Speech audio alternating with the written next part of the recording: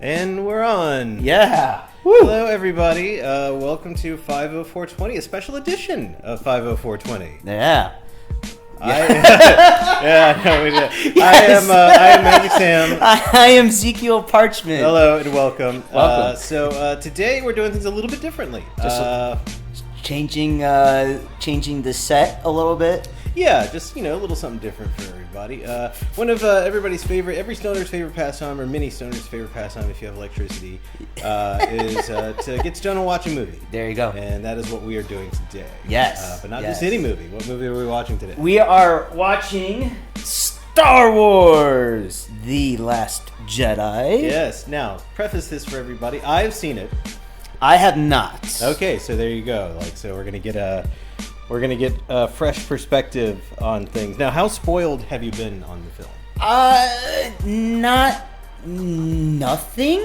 I mean, all right. So, I'm a self-proclaimed advanced beginner when it comes to Star Wars universe. Like, I've seen the trilogy, the Holy Trilogy. Yeah, the OG Holy Trilogy. Yes. I've seen the shitty prequels.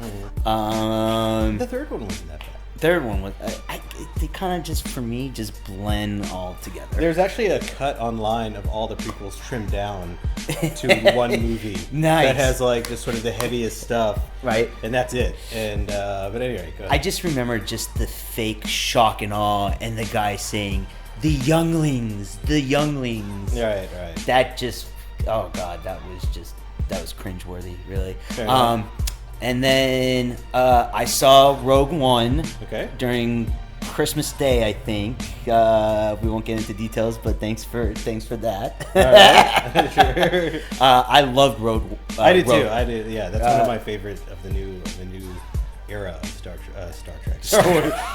Somewhere there's somebody, maybe there's one soul out there listening who How dare you! Right, oh my god! I just committed a cardinal sin to somebody out there. Sorry. Anyway, live long and may the force be with you. So you've seen all the right. Yeah. And remember who said that? Remember what character said that? I know what character said that. Gandalf. Gandalf? That's the one who said that. Yeah. Really? Live long and may the force be with you was Gandalf. Yeah. He said that? In which? It was in one of those. I can't tell if you're being facetious. I am. Or not. I'm totally. Oh, okay.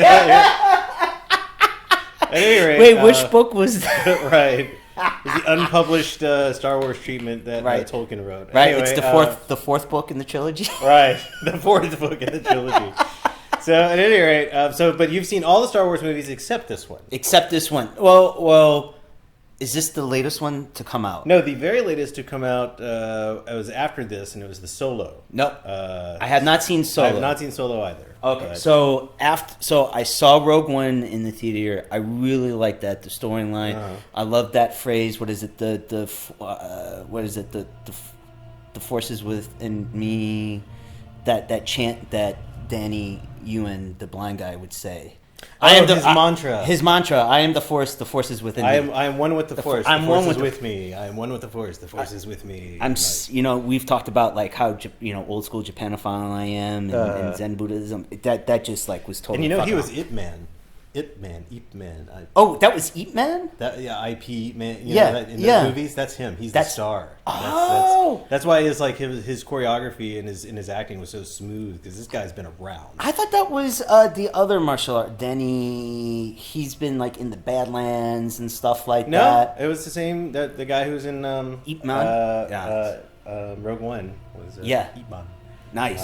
So at any rate, okay. So we got the. But now, have you seen? What's the one after or before this one? The Force Awakens. Oh yes, okay. New trilogy. So I've seen The Force Awakens, but it was highly edited because I saw it on a cruise ship. Okay. So the cruise ships, they actually have seating like a movie theater, right. But it's outside, and they have and so they have popcorn and stuff, but the boat's rocking and stuff like that, and it was really super cool. No, okay. Well, I'm sorry. Go ahead. Oh, I was just gonna say, but I think it was highly edited. After watching it, I was very happy that I didn't spend coin, in the movie theater. Now, do you remember roughly the story and how it ended?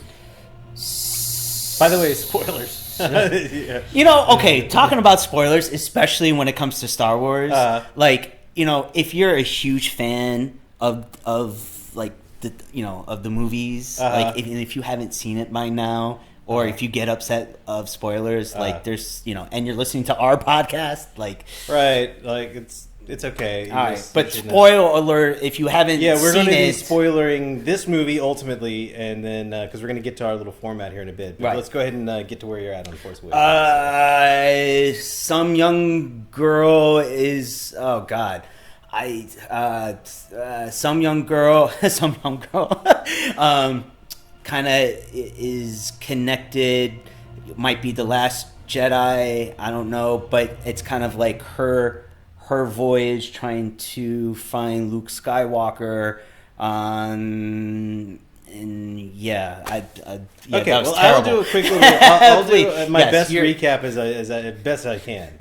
So, The Force Awakens takes place, like, I think 30-ish or so years after the end of Return of the Jedi. Okay. A new republic has been established. Yes. But by this point, there is a faction known as the First Order, sort of like the fascist remnants of the Empire, who have come back and are now trying to assert dominance over the galaxy by wiping out the Old Republic and establishing themselves as they consider themselves the First Order, as like Imperial style. Right. They're led by a Dark Force character named Snoke, who in the Force Awakens we only really see him as a hologram. But he's sort of like the Emperor of the new thing. Right. He's clearly super powerful with the dark side, and he's calling the shots. Right. And his apprentice, or his little Sith other, is Kylo Ren. Right. Who happens to be the offspring of Han Solo and Princess Leia. Right. And therefore he has Skywalker blood. I remember running that through his veins, and he was so force powerful. So he's like almost like a sleeper cell. Sort of. But so he is turned to the dark side. And spoilers, he ends up like killing Solo in the kills his own dad. Kills his own dad, right? Which is kind of like juxtaposition to the like Luke versus Vader. Yeah. And so, but then there's another person who's force aware is becoming aware of herself. That is Ren. So force aware is something like part of a lexicon within the unit? It can be within. It's a way of saying somebody who has the force and becomes aware now that like they're starting like. There's more to it. Like they're more in touch with the Force than the average person. In Rogue One, do you think? And I bet you people have debated this. The Ip Man character, was he a Force user? Yeah. You know what? He never uses the Force as a Jedi. Right. It's implied that maybe if he were ever trained as one, it might have happened. Right. But the other sense of it is also that he's meant to also show like what the human potential could be if you're a Jedi or not. Right. Like if you are just that in touch with the Force and yourself, you can do amazing things, and you ain't even got to lift shit with your head. Right. Like you need a stick, and you can take out stormtroopers. Right. So maybe we should just watch Rogue One. I know, right? I know. At any rate, so. She is on a desert planet that's sort of essentially a desert junkyard. Right. Kind of like Tatooine was. Right. And it is an Imperial junkyard. It's a ship junkyard. Like, you see the beaten down old Star Destroyers. And I remember that. She's a scavenger. She's a salvager of parts. So it's almost like a callback to... It is. And there are many things considered like... that followed beats even of like the New Hope original Star Wars movie and stuff. In its own way. Were all of them J.J. Abrams? No. The first one was J.J. Abrams. Right. This one is Rian Johnson. Okay. And then J.J.'s taking over the third one again. Gotcha. At any rate, so she's on this planet, and then to follow back, the First Order is being fought by a group called the Resistance. Mm-hmm. Apparently, it seemed like the Republic just did away with armies, but the Resistance is the last armed faction of what the Old Republic stands for. Okay. And so they are fighting back and resisting... even clandestinely, much like the rebellion, against this new order that's coming, the First Order that's coming in to impose. Gotcha. And they're ragtag. They're led by General Leia. And then they have a hotshot pilot that's Poe Dameron, right? And he's like he's the ace pilot guy, right? He's that guy. He's Maverick. And in the course of events in the film, early on, one of the stormtroopers of the First Order defects. He has a crisis of consciousness that goes against all of his genetic programming and all of his training. Right. And then he defects. and he ends up not so willingly joining up with Rey, and they get off of the junkyard planet, and they get scooped up by Han Solo. And they're like, okay, we got to find this resistance, and the resistance, and they also like, we got to find Luke Skywalker. He's going to be able to help us out. And so they go, and then the First Order has its super weapon. It's like the Death Star, but it's a planet, and it can destroy other planets. Right, Death Star 2. Right, yeah. They call it the Star Killer. Right. I think I rolled my eyes when I saw that. Right. So at the end, fast forward, shit happens. Rey starts discovering that she has the Force. Yeah. And she's bequeathed a lightsaber, even Luke's old lightsaber, by a mysterious figure.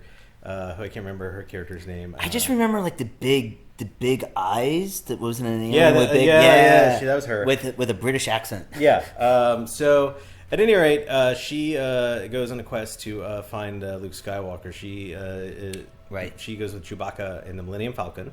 But Solo, all of them do a raid on the Star Killer.